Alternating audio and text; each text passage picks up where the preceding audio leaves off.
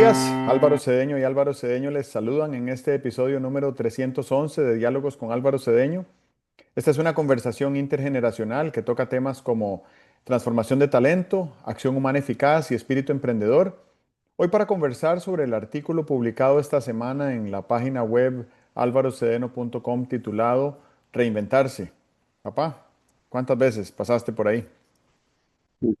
Muy bien, muy bien. ¿Qué tal? Bueno, reinvención. A mí, abril siempre me trae un mensaje de, de, de renacimiento, de reinvención. Primero se me mete por los ojos, ¿verdad? Se me mete por la floración de algunos árboles que son, eh, que es propia de estos tiempos. Se me mete por el canto de los yihuirros, muy apresurados por reproducirse.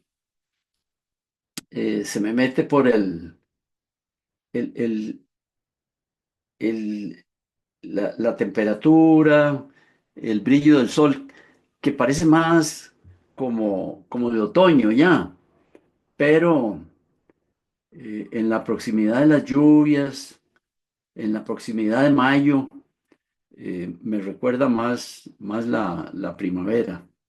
Entonces, de ahí que al inicio de este mes de abril, siempre tengo pensamientos relacionados con, con la primavera, con la renovación, con la posibilidad de mejoramiento. Y el artículo va por ahí.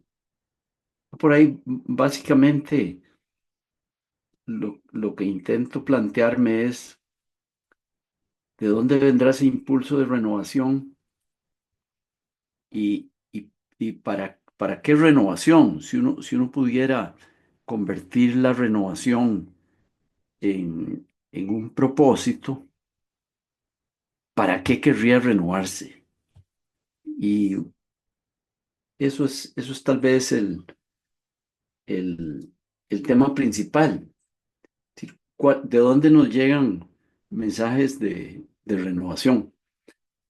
Creo que el mercado, por ejemplo, en general, el mercado, todo el intercambio de bienes, de servicios, el, el trabajo, la ocupación remunerada y eso, plantea como unas demandas de renovación, pero todas son, me parece a mí que como de una mira estrecha, son muy relacionadas a la productividad. Si uno saliera a hacer una encuesta ahí entre jóvenes muchachos de 18 a 35, de si sienten afanes de mejoramiento, de renovación, de cambio, posiblemente todos nos dirían que sí, pero creo yo que un alto porcentaje nos estaría relacionando la búsqueda de renovación con búsqueda de un aumento de productividad o de una mayor seguridad laboral. eh, y bueno, esto es significativo. Eso me parece a mí que lo que quiere decir es que el mercado, la, la ocupación, la productividad ocupan espacios muy amplios en nuestro cerebro. Hay una cosa que se llamaba antes de la neurociencia, se llamaba el homúnculo. Tú debes haber visto como una caricatura del cerebro donde representaban en el cerebro cuánta área cerebral se dedicaba, por ejemplo, a la visión, al tacto, al gusto. Y entonces el homúnculo era un dibujo de un cerebro donde aparecía una gran mano, por ejemplo, porque la mano ocupaba o ocupa, no sé, un gran espacio en la masa cerebral. La visión ocupa su espacio también. Nosotros somos muy visuales. el oído, dónde se concentra el oído, en los parietales, creo que era y tal, y el gusto. Entonces se veía el cerebro ahí con una lengua dibujada. Bueno, creo yo que si hiciéramos algo así como un homúnculo sociológico, eh, axiológico, de los relacionado con los valores de los seres humanos, ocuparía un gran espacio el mercado, la ocupación, la productividad, lo, lo crematístico, no digo lo económico, lo crematístico, lo relacionado con dinero y todo eso. Y posiblemente habría otros espacios más pequeños para otras cosas, lo cual, ese homúnculo que estoy describiendo, me gustaría un día dibujarlo, ese homúnculo creo que ha venido variando con el tiempo. Supongo que al inicio del capitalismo, el espacio, y no hablemos solo cerebral, el espacio espiritual que ocupaba el mercado, lo relacionado con dinero, lo relacionado con la ocupación, era mucho más pequeño que el que ocupa ahora todo este tema. El tema de la educación, de la formación, del desarrollo de destrezas, creo que ha venido ocupando mucho más espacio. Pues basta con ver cuántos chicos estudian hoy en el colegio. Sí, antes estudiar en el colegio era una rareza y en la universidad era una rareza todavía mayor, ¿verdad? En el año 38, el año 39, cuando empezó la Segunda Guerra Mundial, no teníamos una universidad. Aquí se podía estudiar, creo que farmacia, derecho y nada más. No, educación, tal vez, ¿verdad? No había una universidad. Luego hubo una universidad, luego ya perdí la cuenta, antes sí sabía muy bien cuántas había, pero ha venido ocupando la educación universitaria más espacio. Lamentablemente, creo yo que no por afán de ilustración, sino por un afán de reducción del riesgo de desocupación o de aumento de la probabilidad de ser ocupado en una ocupación de buen rendimiento económico, que garantice una cierta seguridad, etcétera. Entonces, el, el espacio que ocupa en nuestra vida mental o en nuestra vida interior, eh, lo relacionado con renovarse, con reinventarse, creo que puede el tamaño ser muy grande, pero habría que ver cuáles son los móviles, ¿verdad? ¿Para qué querrían las personas reinventarse?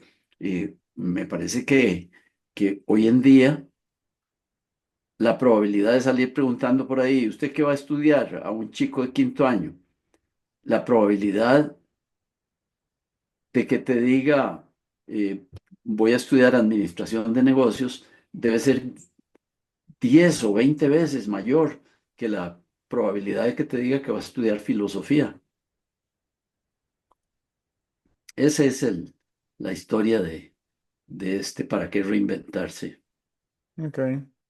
Me surgen muchas, bueno, es que hiciste una narrativa muy florida, como un jardín de muchas Bueno, qué especies. bien, porque estamos en Pascua Florida, así se llama la Pascua de Resurrección de los que celebran los cristianos. ¿Ves? Pascua Bueno, Florida.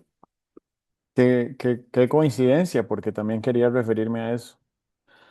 Lo primero es que este año me ha quedado más claro que nunca que el mes de marzo que acabamos de vivir fue totalmente primaveral y la floración de muchos árboles hermosos que hay en la ciudad, que solo florean 2 semanas al año, igual que los cerezos en otras ciudades, en Washington, en Tokio, ¿verdad?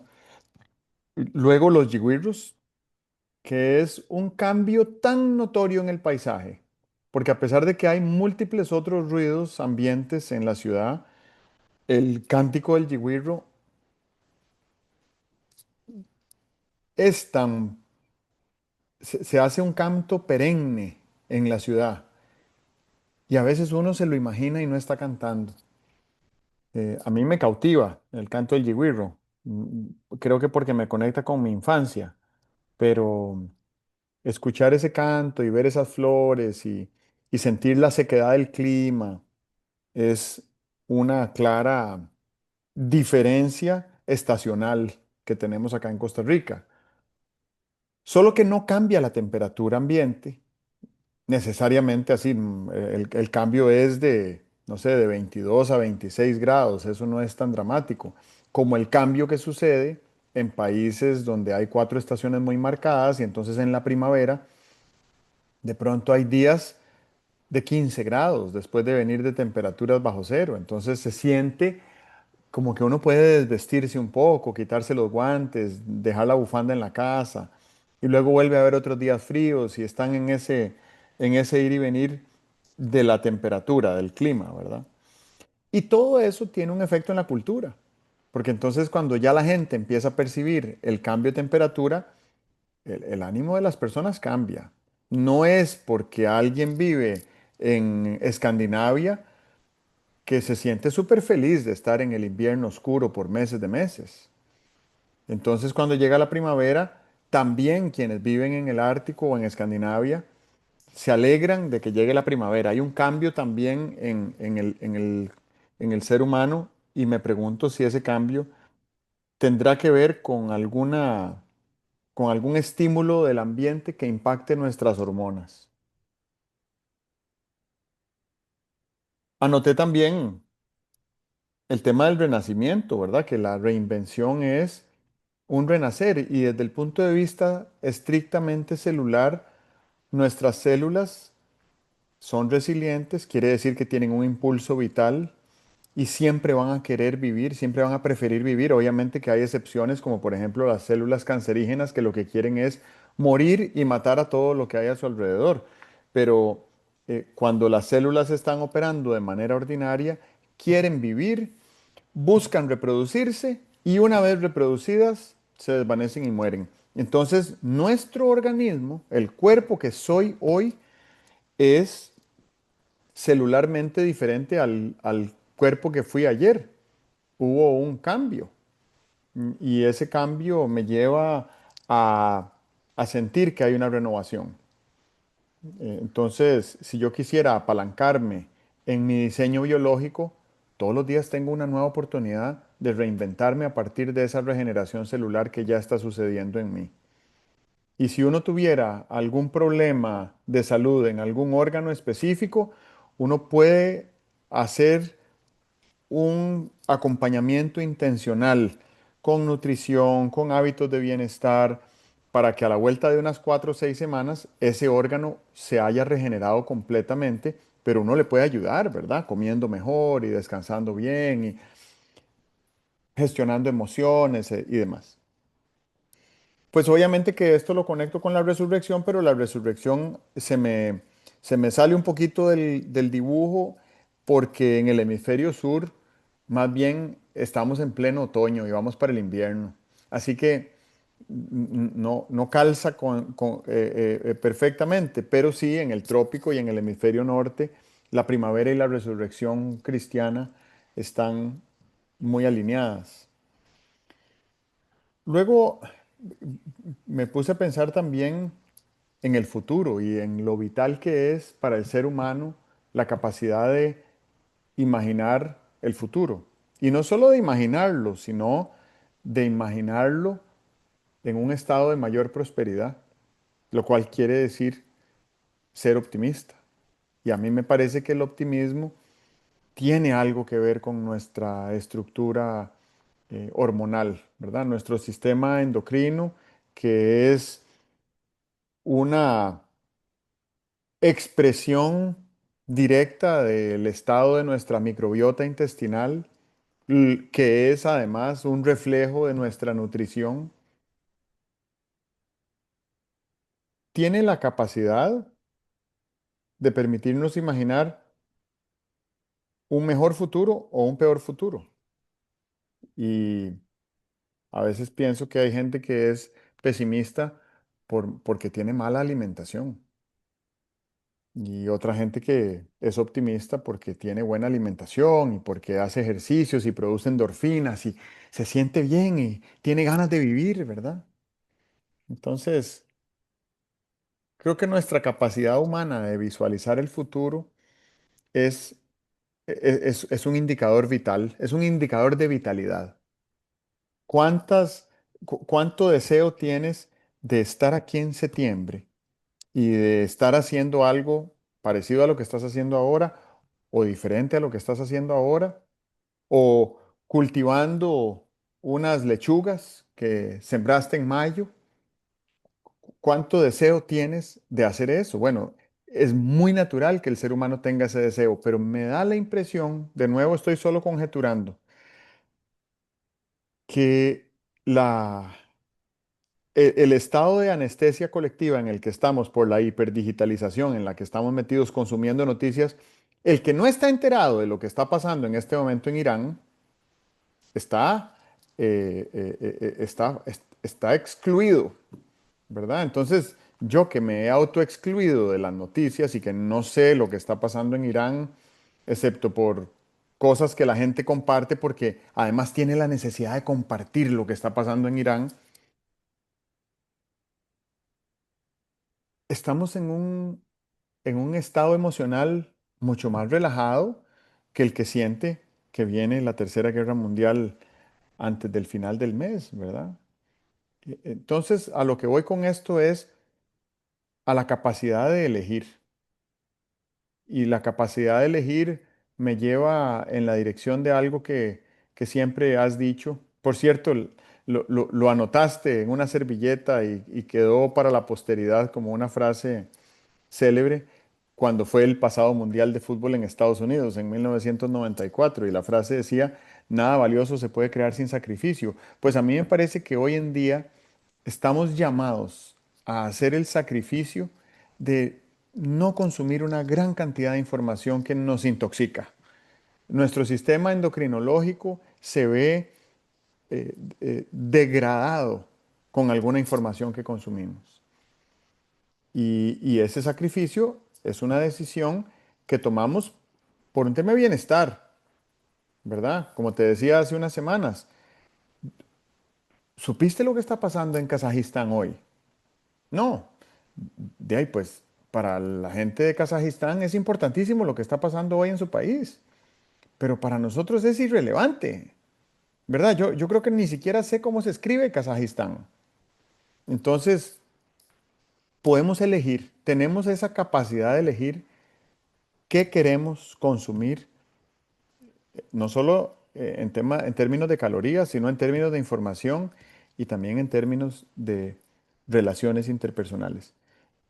Y lo último que quiero dejar mencionado, porque posiblemente me gustaría profundizar en la siguiente intervención, es que en estos tiempos de inteligencia artificial, el pensamiento se convirtió en un commodity. Quiere decir que pensar ya no es una ventaja competitiva.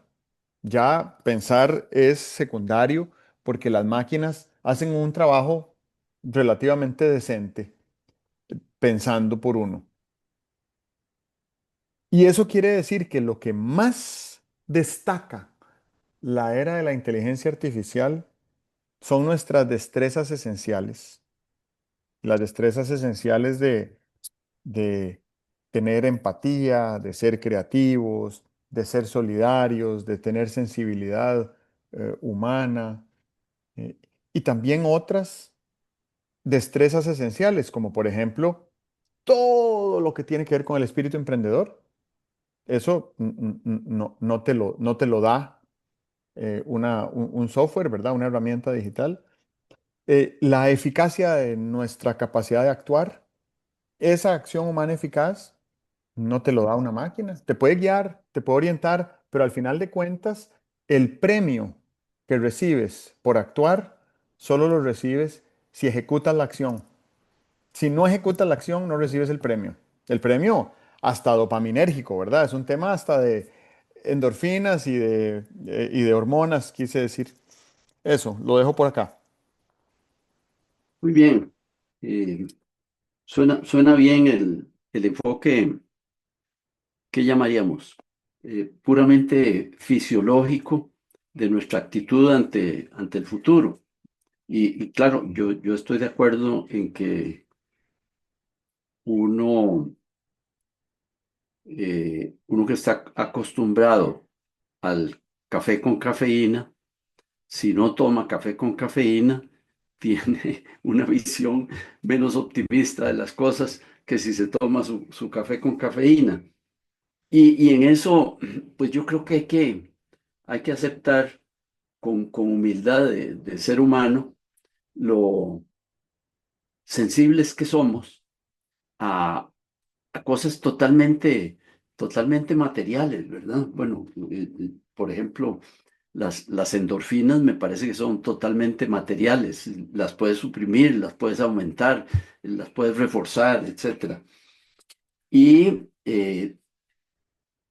creo que la visión que tenemos de, de, de nosotros,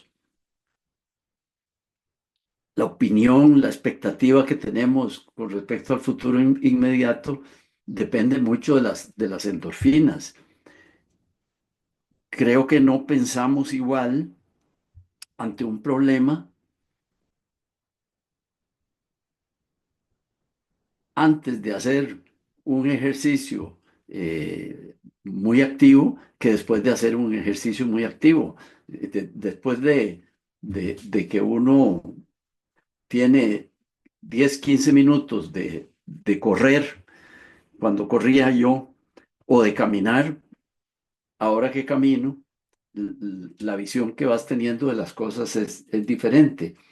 Y eso a veces como que contrasta con la dualidad aquella de cuerpo y espíritu, ¿verdad? Si realmente no somos cuerpo y espíritu, somos un ser en el cual hay cuerpo y hay espíritu, pero pensar que el cuerpo era una cosa y el espíritu era otra, ¿verdad? En una dualidad así cartesiana, pues eh, produce, le producirá al que cultiva eso una desilusión darse cuenta de que con una taza de café cargado o con 30 minutos de carrera empezamos a ver el mundo y nuestros asuntos de manera distinta.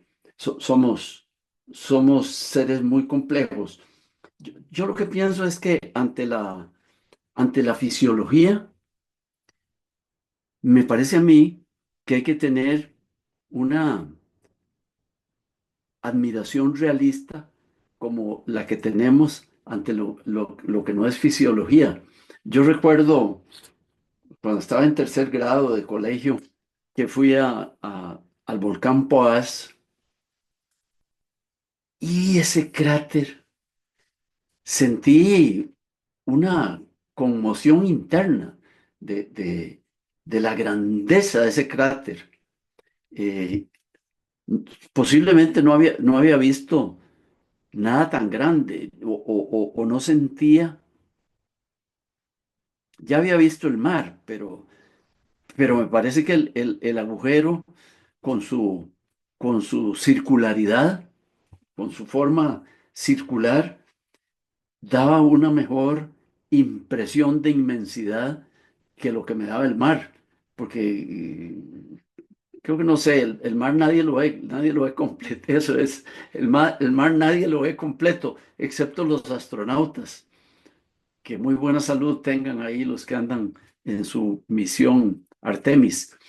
Eh, pero el cráter, sí, lo ves acotado, ves la otra orilla del cráter y la ves tan distante y a la vez ves el volumen del cráter. Es la impresión, creo, más grande, más intensa que he tenido de tamaño, de grandeza. Ok. Entonces, Yo pienso que ante la naturaleza que nos resulta de esa manera tan impresionante, tenemos una determinada actitud. Bueno, ante la fisiología y la microfisiología, creo que tenemos que tener, o es importante tener una actitud igualmente, ¿qué será? Admirativa, igualmente de, de presencia de un fenómeno. Eh, hay realidades que, hay realidades que están ahí y no son dinámicas. La realidad de ver el cráter de un volcán o de estar a la orilla del mar, ahí está, no es dinámica, pero la realidad de nuestra fisiología sí es dinámica. No nos sentimos igual a las 7 de la mañana que a las 10 de la noche. Y simplemente lo que han ocurrido son una serie de ciclos circadianos y en cada ciclo circadiano nos sentimos de una manera diferente. Pero hay que tener, creo yo, es importante tener admiración, sentido de la realidad, sentido de la proporción. Bueno, estas cosas cuando las ponemos en su debido lugar, creo que nos hacen vivir de manera más realista, ¿no? Eh, ver algo que no es un misterio, sino que es un fenómeno, verlo como fenómeno y entenderlo es una maravilla. Sentir de pronto que estás más pesimista ante un determinado asunto e indagarlo en función de las endorfinas o en función de las últimas cosas de las últimas experiencias que tuviste, me parece que es tener un conocimiento mayor de nosotros mismos. La persona que dice, yo soy optimista, está haciendo una generalización, está atropellando la descripción de lo que es mucho más que la persona que dice, yo a veces ante determinadas circunstancias, ante determinados estímulos, ante determinadas horas del día, soy más pesimista que optimista, etcétera. Eso me parece que es tener un conocimiento mayor de nuestro propio ser, que es bastante importante tenerlo, ¿verdad?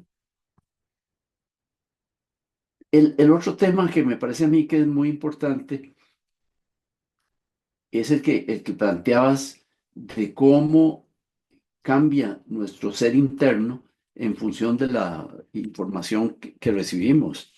Y claro, eso lo has dicho varias veces, estamos en una abundancia de información que primero creo yo que nos está consumiendo mucho tiempo porque eh, los que lucran del trasiego de información, han desarrollado una tecnología para que le pongas atención a esas cosas, la economía de la atención de la que has hablado aquí muchas veces. Y nos están quitando la posibilidad de elegir internamente a qué le deberíamos dar mayor atención. Y eso es bien importante porque la atención que tenemos es limitada, está limitada por el tiempo de vigilia. Si no podemos poner atención a las 3 de la mañana cuando estamos dormidos. Está limitada la atención que ponemos por el tiempo de vigilia, está limitada por nuestros ciclos circadianos. Le pongo una atención distinta a algo a las 8 de la mañana que a las 8 de la noche. Y creo yo que la atención como puerta de entrada a nuestro sistema cognitivo la deberíamos cuidar mucho. Yo sé que tú cuidas mucho a qué le pones atención y tal, ¿verdad? Ok, ¿cuánta información consumir? es una decisión que en este momento no la estamos tomando. Estamos condicionados por el telefonito que tenemos cerca y él es el guardapuertas el portero de la información que estamos recibiendo, lo cual es bastante importante. Y la abstinencia de información yo no la recomendaría de manera absoluta. Me parece que hay que tener una puerta crítica a- sobre a qué cosas les damos acceso a nuestra atención, pero no cerraría la puerta totalmente. Bueno, ahí lo que te quiero decir es que una vez al día, a mí me gusta informarme de lo que está pasando en Irán. Eh, no tengo todavía personajes a los que les cierre la puerta en cuanto a información, porque me parece muy importante. Sé que hay personas que no escucharían hablar a Trump. Yo, el último mensaje largo que Trump dio, de 40 minutos y tal, yo lo oí entero, lo oí como pieza histórica. Nunca había oído a ningún presidente de los Estados Unidos hablar como habló Trump ese día. Eh, nunca nunca había sentido tanta repugnancia por un discurso como el que sentí oyéndolo hablar. Y eso me parece a mí que es importante como para señalarme los colores más marcados de mi pintura interior, ¿verdad? Hay unas cosas que las tengo pintadas en celeste, que me gusta mucho como color, y otras las tengo pintadas de rojo, que lo relaciono con la alarma y tal y cual, ¿verdad? Bueno, esa actitud de no cerrarle la puerta a la información, creo yo que hay que conservarla. Hay que estar informado, aunque solo sea para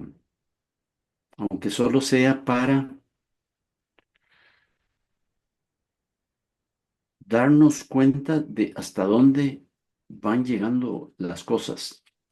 Eh, el lenguaje de la Guerra Fría, a pesar de que se trataba de enemigos, Rusia y Estados Unidos, que se enseñaban mutuamente los dientes, nunca llegó a los excesos, el irrespeto, la el respeto a la humanidad, al ser humano, al que ha llegado Trump en algunos de sus mensajes. Y claro, eso, pues, registrarlo como cota, como límite, como señal de carretera, me parece que es muy importante. Es muy importante porque el mundo en el que estamos viviendo se va conformando según las manifestaciones, las expresiones, los actos de los que tienen poder en ese mundo. Y no creo que yo como ser humano individual esté renunciando a nada de la actividad que puedo tener sobre ese mundo, especialmente en lo que me queda más cerca y en lo que puedo tener más control. No creo que pierda control por darme cuenta de lo que está ocurriendo, de la forma dramática como se está cambiando eh, el orden mundial, cómo se está cambiando, desde luego, las expectativas, los temores, las ambiciones, los deseos de grandes conjuntos de personas.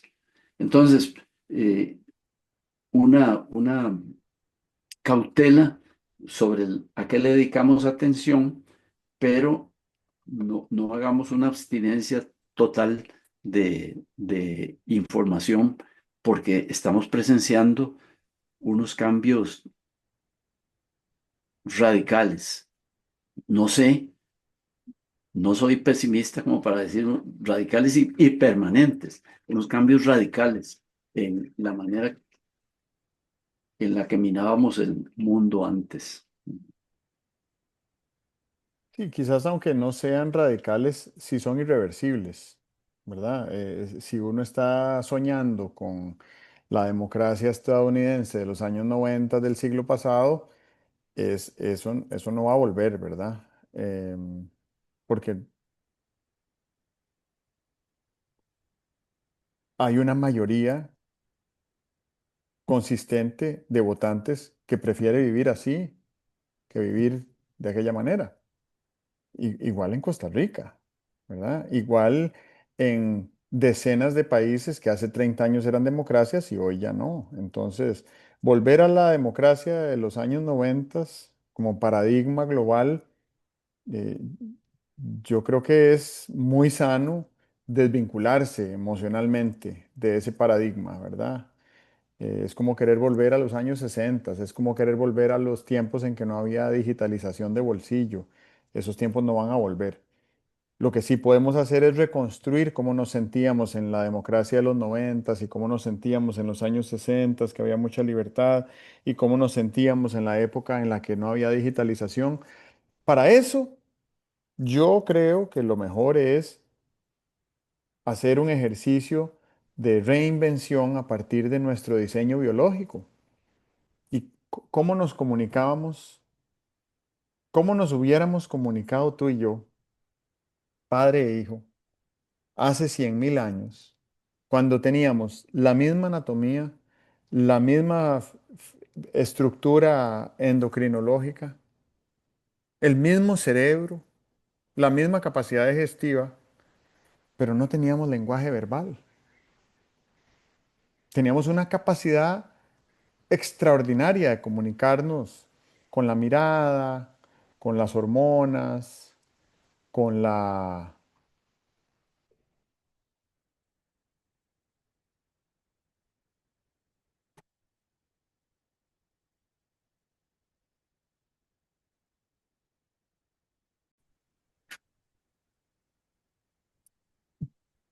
Teníamos la capacidad de comunicarnos a través de la mirada, a través de sonidos específicos, a través de nuestro sistema hormonal, ¿verdad? Cuando uno está en presencia de otro ser humano hay un intercambio de hormonas y quizás cuando no teníamos lenguaje verbal éramos más conscientes de esa manera de comunicarnos.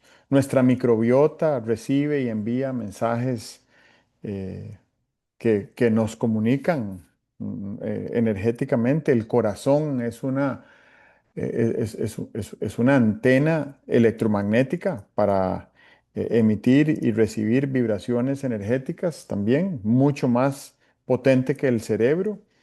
Y bueno, pues el cerebro es el que elaboró el lenguaje y utiliza el lenguaje para intentar comunicarse. Y cuando digo intentar comunicarse es porque uno no siempre está 100% seguro de que el mensaje como lo quisimos emitir fue recibido. Y la razón de eso es que el lenguaje es una compresión bastante rudimentaria de ideas, sentimientos, pensamientos, imaginación, ¿verdad? Nuestra imaginación es tan inmensa y para poder comunicar lo que imaginamos tenemos que comprimirlo en palabras.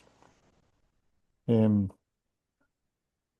y justo estaba pensando, había notado que la comunicación hormonal es un estilo de comunicación que podemos practicar todos los días.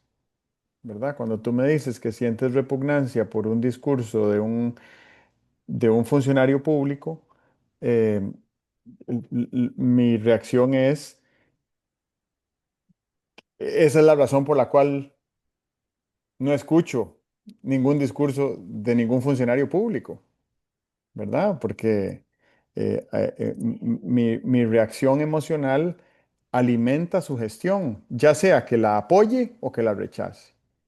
Y este ejercicio lo empecé a hacer de manera experimental en el año 2002, cuando Estados Unidos decidió invadir Irak de manera unilateral, con unas fabricaciones completamente ficticias de presencia de armas de destrucción masiva y demás.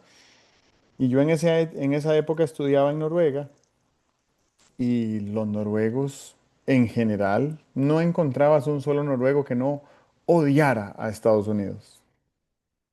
Y cuando Estados Unidos tomó la decisión de invadir Irak, yo tomé la decisión de parar de ver noticias. Y uno de los resultados que obtuve de ese experimento fue que nunca llegué a odiar a Estados Unidos, hasta el día de hoy.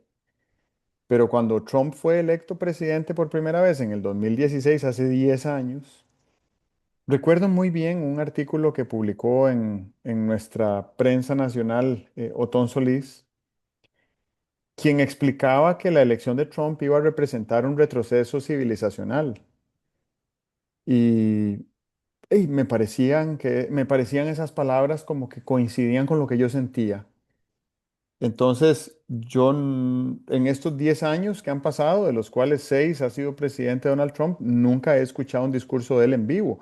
Y no siento que eso me haya afectado en mi capacidad de sentir para dónde va el mundo, ¿verdad? No creo que esté desconectado de la realidad, Ujú, ujú, pero no le he dedicado las hormonas que no merecía él dedicándole ese tiempo a una persona que considero maestra y pionera y líder absoluta de la economía de la atención.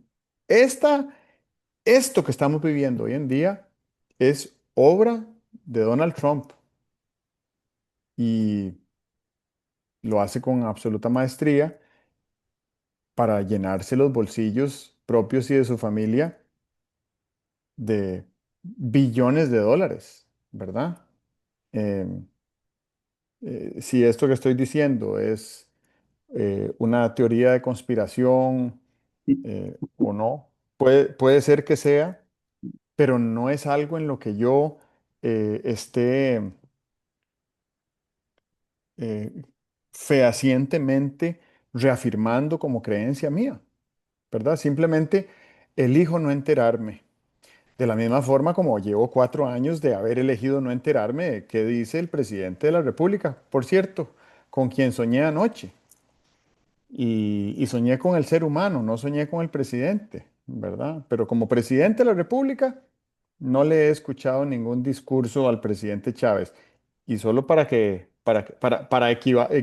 balancear la ecuación ideológica, tampoco nunca le escuché ningún discurso al presidente Alvarado.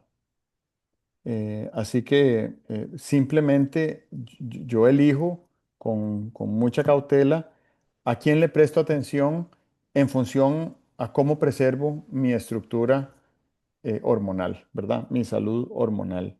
Y también aquella distinción que hacían los griegos antiguos entre el kairos y el cronos, ¿verdad?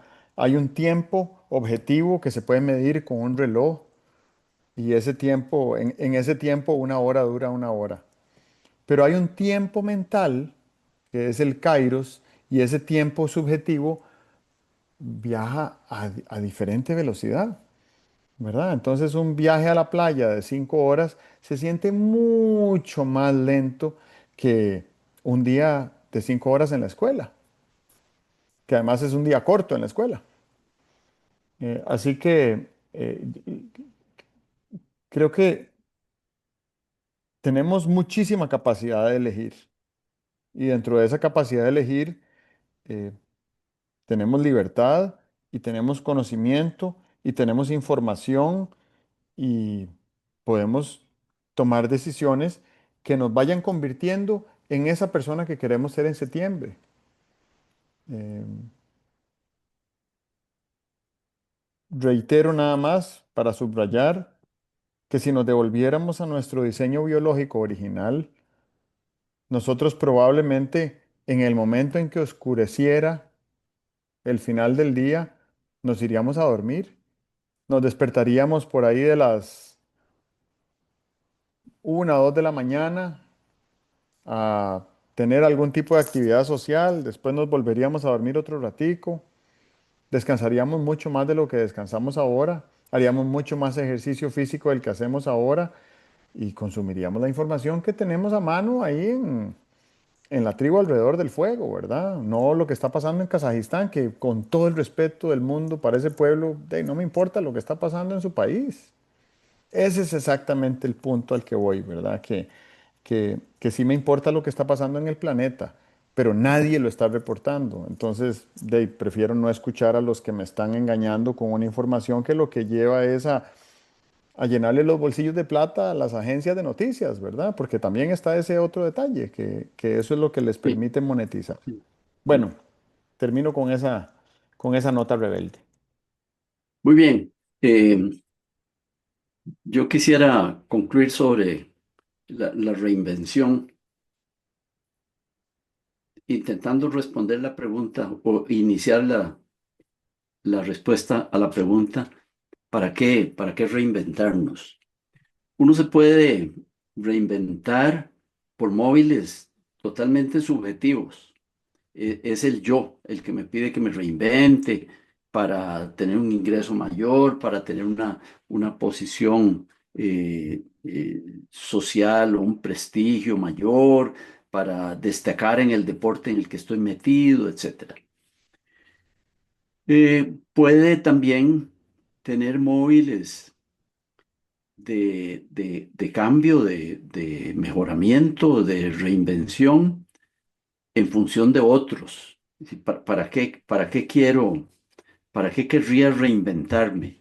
Sí, me parece a mí que cuando uno tiene su familia, muchos de los esfuerzos de reinvención que hace están relacionados con su familia, con su pareja y su prole.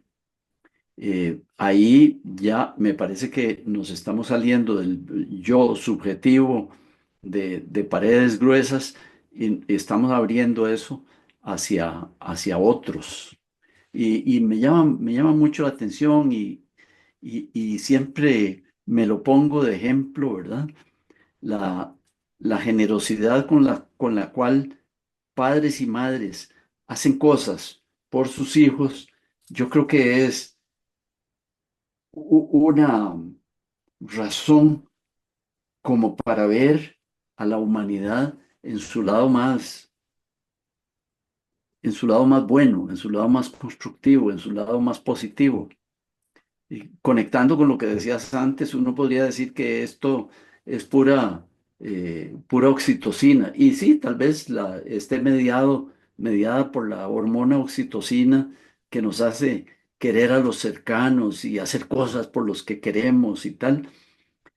Pero bueno, bendita sea la oxitocina, que es un móvil para darle salida a algo tan abstracto como la generosidad o la abnegación.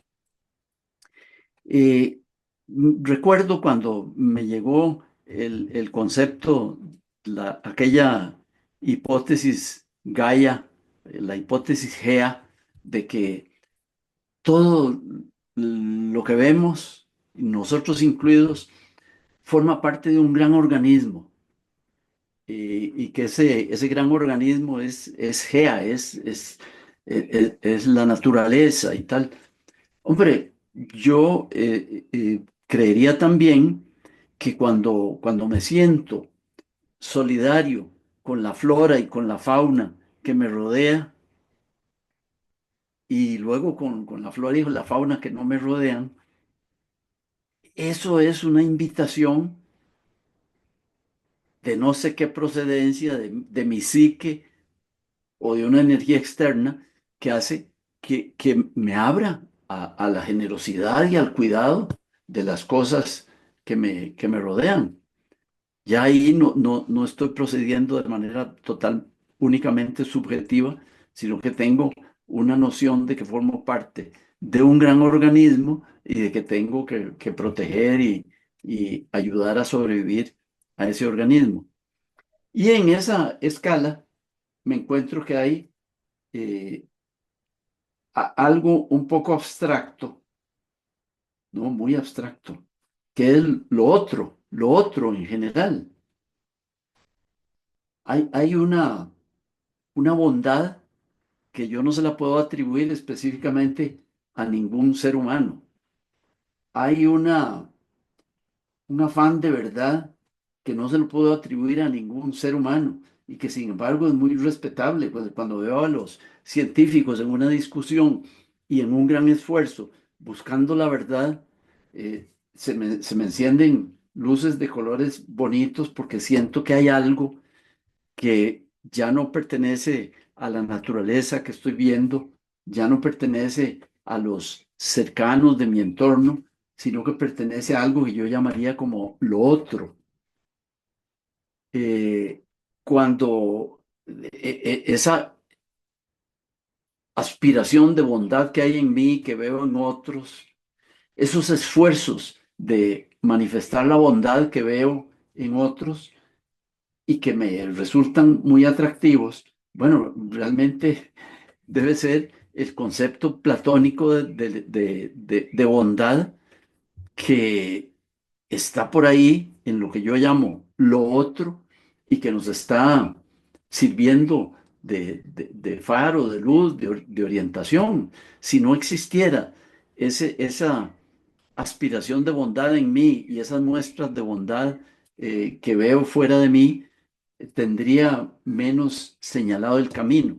Entonces, esa idea de lo otro me parece a mí que es una excelente ilustración de qué es lo que llamamos lo trascendente como fuente de nuestro afán de mejoramiento.